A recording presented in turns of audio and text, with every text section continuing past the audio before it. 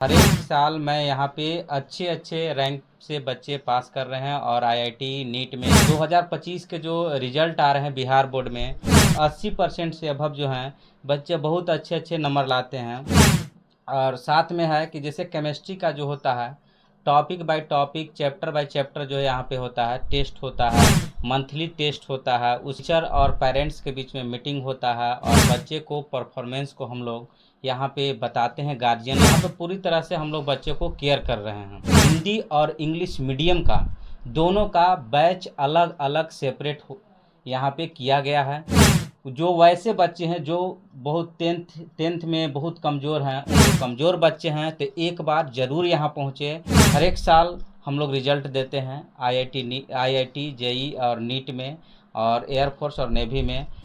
लगभग 200 बच्चे जो हैं आईआईटी नीट में और एयरफोर्स में सेलेक्टेड हो चुके हैं। पॉलिटेक्निक का जो पढ़ाई है 1-2 महीना के लिए मुफ्त में दिया जाता है।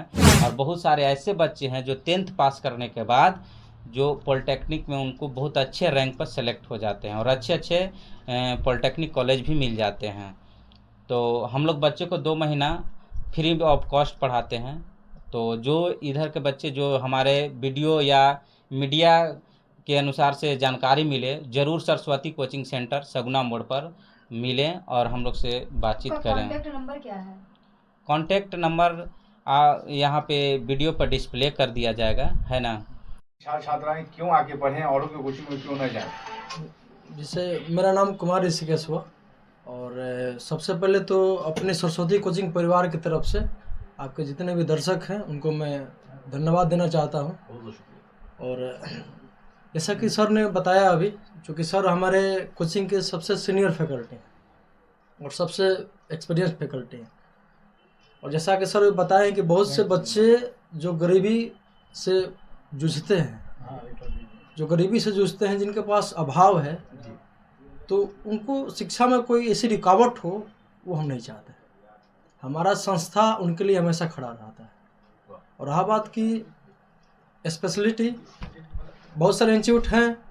हमारा इंस्टीट्यूट कोशिश करता है कि जो खास करके बिहार बोर्ड के बच्चे हों, सीबीएसई बोर्ड के बच्चे हों, सबको अलग अलग डिफरेंट फैकल्टीज डाल करके पढ़ाएं और well experience faculty with minimum फी।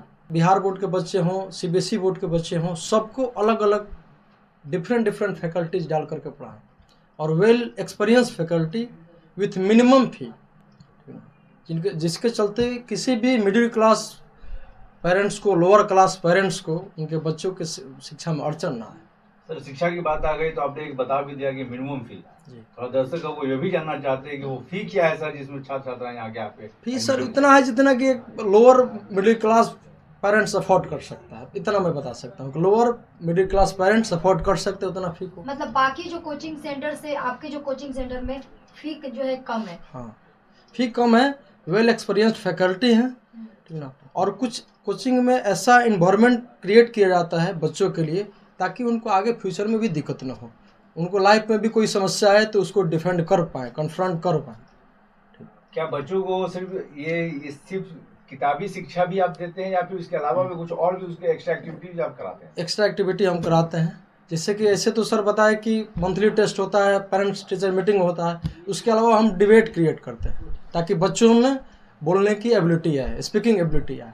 कुछ गेम्स वगैरह क्रिएट करते हैं और हर साल मेरा इंस्टीट्यूट किसी न किसी विजिटिंग प्लेस पर जाता है बच्चे को ट्रैवलिंग कराने, वहाँ के जो चीज़ें हैं उनके बारे में बताने। जैसे बहुत सारी ऐतिहासिक चीज़ें बिहार में ही हैं, ठीक ना, उनका महत्व, ताकि बच्चे जानें, अपने बिहार के बारे में वो जानें, समझें। और इसके अलावा पब्लिक स्पीकिंग वो कैसे कर सकते हैं, अपने लाइफ में आने वाली समस्याओं से कैसे लड़ सकते हैं, वैसा एक्टिविटी हमारे यहाँ के फैकल्टी सोशोलॉजी फिलोसफी सब्जेक्ट के थ्रू कराते हैं। जैसा कि आपके पहले के जो शिक्षक हैं उन्होंने बताया कि यहाँ से बहुत सारे बच्चे रोजगार को प्राप्त कर सके हैं, बहुत बड़े पोस्ट पे यहाँ से जा चुके हैं, जी यहाँ के पढ़े हुए बच्चे। जी बिल्कुल। क्या कुछ आपका संदेश रहेगा सर? मेरा संदेश यही रहेगा कि जो बच्चे हैं, जैसे कभी IIT NEET JEE air force navy के अलावा और भी सारे हैं, जैसे एसएससी सीजीएल के थ्रू बच्चे सिलेक्टेड हैं, रेलवे में बहुत सारे बच्चे हैं, आर्मी में गए हुए हैं। संदेश यही रहता है सर कि अगर किसी बच्चे को बड़ा टारगेट को फोकस करना है तो उसको 6-7 से ही एक माइंड सेट अच्छा होना चाहिए, एक अच्छा उसको एजुकेशन मिले, ठीक ना, हेजिटेटिंग कहीं से वो बच्चा ना हो। तो उस तरीके का हम इन्वायरमेंट क्रिएट करते हैं। 2013 में हमारे कोचिंग के जो डायरेक्टर हैं कुंदन सर, 2013 में जब सगुना मोड़ आए तो एक गांव से उठकर आए थे वो, उनको समस्या हुआ थोड़ा यहाँ के इन्वायरमेंट को देख करके, कुछ ऐसा लगा कि शायद ये जो इंडस्ट्री है जिसको कोचिंग इंडस्ट्री नाम दे दिया गया है उसमें सस्टेन नहीं कर पाएंगे। तो उनके मन में आया कि जो हमारे साथ हुआ वो आने वाले भविष्य में बच्चों के साथ ना हो, तो सोचे कि अपना करियर हम एजुकेशन में ही बनाते हैं। तो 2013 में इस कोचिंग संस्था का स्थापना हुआ और जैसे जैसे समय बढ़ता जा रहा है हम लोग इसको बड़ा करने की कोशिश कर रहे हैं, बच्चों ज़्यादा से ज़्यादा बच्चों से जुड़ने की कोशिश कर रहे हैं, हर तरह के बच्चों से जुड़ने की कोशिश कर रहे हैं। जैसे छोटी सी गंगोत्री निकलती है उत्तराखंड से, जो धीरे धीरे बढ़ते बढ़ते अपने कई नदियों को अपने साथ लेकर चलती है, ठीक ना, कई नदियों को उसमें संगम होता है सबको, और उसके बाद वो नदी जो है एक बड़ा नदी, भारत की सबसे बड़ी नदी बन जाती है।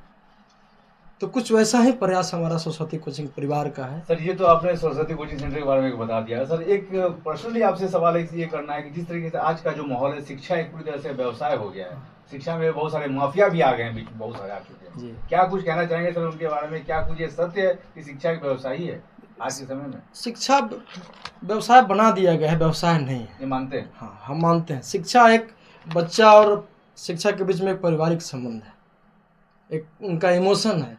और ये जो आपने बात बोली सर कि कुछ माफिया आ गए हैं, तो हम लोग को थोड़ा बहुत कभी ना कभी प्रॉब्लम होता है वो सब चीज़ से, लेकिन हम लोग लड़ते हैं। वो कहते हैं ना कि हार नहीं मानूंगा, रार नहीं ठानूंगा, तू सितम कर हम सितम आजमाएंगे, तू तीर आजमा हम जिगर आजमाएंगे। तो हम वेल एक्सपीरियंस्ड फैकल्टी के साथ बच्चों के साथ जुड़ते हैं कि जो माफिया लोग बार बार पैसे के चलते बच्चों को दरकिनार कर देते हैं अपने इंस्टीट्यूट से, हम नहीं करेंगे। आप नहीं करेंगे? हाँ, हम नहीं करेंगे। चलिए सर, जाते जाते अंतिम संदेश देते, इस सरस्वती कोचिंग सेंटर का एड्रेस देते ताकि अभिभावक जो ये न्यूज़ देख रहे हैं, बच्चे जो न्यूज़ देख रहे हैं, आपसे कांटेक्ट करें। अंतिम संदेश और जो भी संदेश कहिए इसको, यही है कि अगर आपके पास पैसे की कमी है, ठीक ना, आपको लगता है कि हम पढ़ने में कमज़ोर हैं, तो सरस्वती कोचिंग सेंटर आपके लिए हमेशा खड़ा है। दानापुर सगुना मोड़ खरंजा रोड में हमारा ब्रांच है, ठीक ना। हमारे डायरेक्टर कुंदन सर जो अपने को पूरी तरीके से शिक्षा में पूरा जीवन अपना समर्पित कर दिए हैं, ठीक ना। और वीडियो के लिंक में ऐड में आपको मेरा कांटेक्ट नंबर मिल जाएगा कोचिंग। चलिए, बहुत बहुत शुक्रिया, बहुत बहुत धन्यवाद सर। ये क्लियर हो गया कि सरस्वती कोचिंग सेंटर जो है वो आम लोगों के लिए बनी है, मध्यम वर्ग के लोगों के लिए बनी है। यहाँ पे गरीबों के लिए बहुत सारी व्यवस्था है, बहुत सारी योजनाएं है, और बच्चे यहाँ से पढ़ के बच्चे अच्छे रोजगार को प्राप्त कर रहे हैं, और पहले से भी करते आ रहे थे और आगे भी करते और हमारा प्रयास और बड़ा है कि और बड़ा से बड़ा। हाँ, मैं करूँगा, और आपका प्रयास और भी बढ़ा है ताकि लोग और भी जाके और आगे बढ़ सके, और सरस्वती कोचिंग जो सेंटर का ब्रांच जो है वो जगह जगह खुले ताकि और भी इसका नाम जो है चारों तरफ फैले। जी बिल्कुल, बहुत बहुत शुक्रिया सर। नमस्कार, मेरा नाम माधव कृष्णा हुआ। मैं पेशे से केमिकल इंजीनियर हूँ और विगत यहाँ 5 वर्ष से इस संस्थान में जुड़ा हुआ।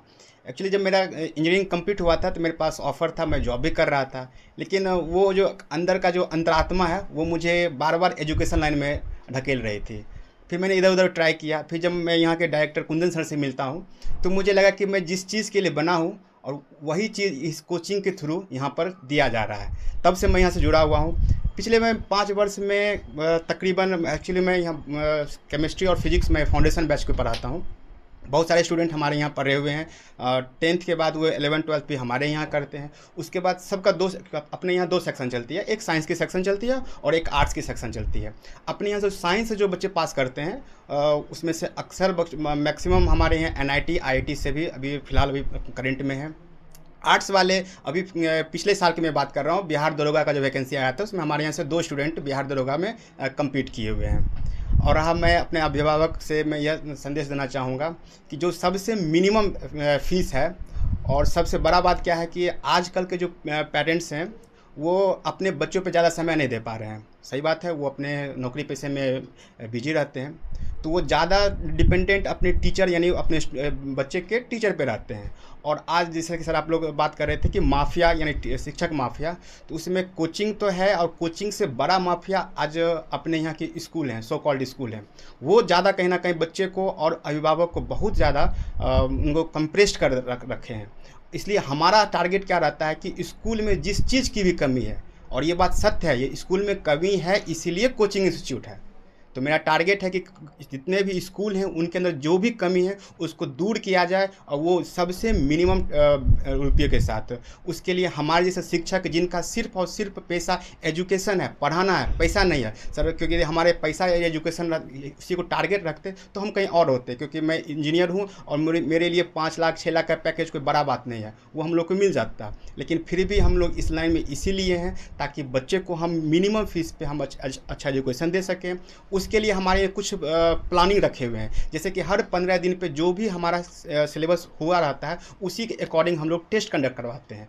उसके बाद हर 30 दिन पे हम पीटीएम के थ्रू या पेरेंट्स टीचर मीट के थ्रू जो ऑफलाइन अवेलेबल हैं उनके पेरेंट्स के साथ, और जो ऑनलाइन अवेलेबल होते हैं उनके साथ हम ऑनलाइन डिस्कस करते हैं बच्चों के लिए। हमारे लिए जो बच्चों का एजुकेशन है उसको हम एक कॉपी पे सीमित रखते हैं, उसमें टेस्ट होता है और उसी अकॉर्डिंग हम वो जज करते हैं कि बच्चे का परफॉर्मेंस क्या है, और फिर अपने इसी स्टूडेंट को हम आगे 2 बैच में हम बांट देते हैं। एक बैच ऐसा रहता है जो क्रीम बच्चा रहता है। अब क्रीम बच्चे को हम स्लो लेके चलेंगे फिर बच्चे के साथ नाइंसाफ़ी करते हैं, तो इसके लिए हम एक सेपरेट हम बैच डालते हैं जिसमें सिर्फ और सिर्फ क्रीम बच्चे रहते हैं जो कम समय में उस चीज़ को जल्दी एक्सेप्ट कर ले।